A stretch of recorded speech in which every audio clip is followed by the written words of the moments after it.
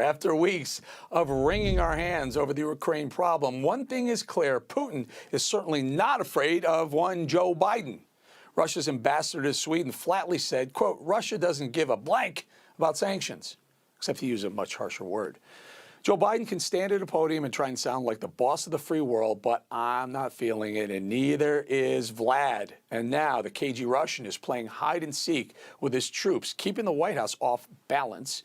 And the Russian media eats it up, saying that Putin is disgracing the West. They even go after Biden's ties. At last summer's summit between Biden and Putin, the Russian media called Joe's choice of a light blue tie something that looked like it was from the kids section, not a power tie, like their guy, Putin wore. So who's winning the Cold War of words now? Joining me now is Republican North Carolina Senator Thom Tillis, friend of the show as well. Senator, thank you for joining us. So you know, we're watching this. We're hearing all the saber rattling going on.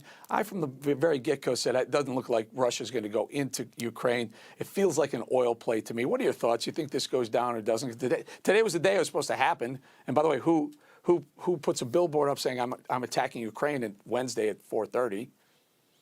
Well, you know what I think we have to watch over the next 7 days while they had scheduled military exercises if Putin sees an end. I think Putin underestimated some of the responses from our NATO partners and allies, but he absolutely is pushing the boundaries with President Biden because he thinks he's weak. There's no way on earth this would have happened in a Trump administration because we would have had a more rapid, more decisive response. But he's testing Biden, and I wouldn't count out. I think it's trending less likely to happen now, but I would not count out that he will make some move over the next week.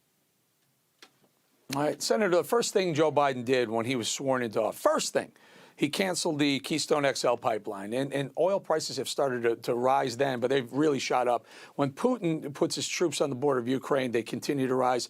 Biden took office around $45 a barrel. It's now $95 a barrel worldwide. That is really helpful to the Russian economy.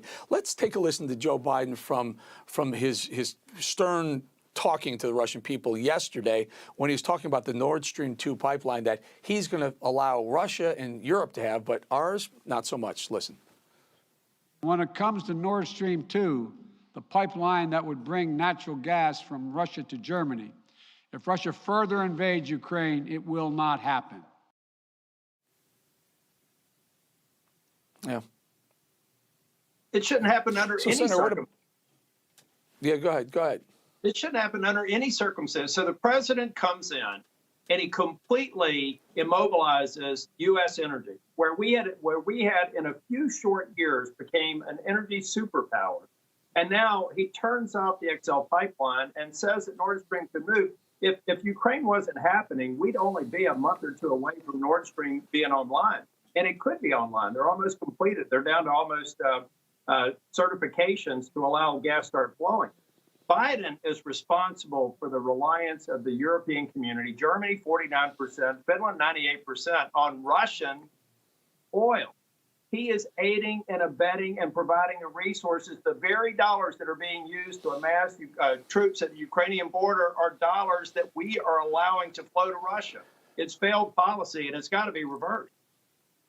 Yeah, Senator, I'll do some math with you with our audience here. When Biden took over, we were producing about 12 million barrels of oil per day in America for ourselves. We've dropped below 8, 9 or so. In the meantime, Russia, the price of oil has skyrocketed. Russia produces around 7 million a day.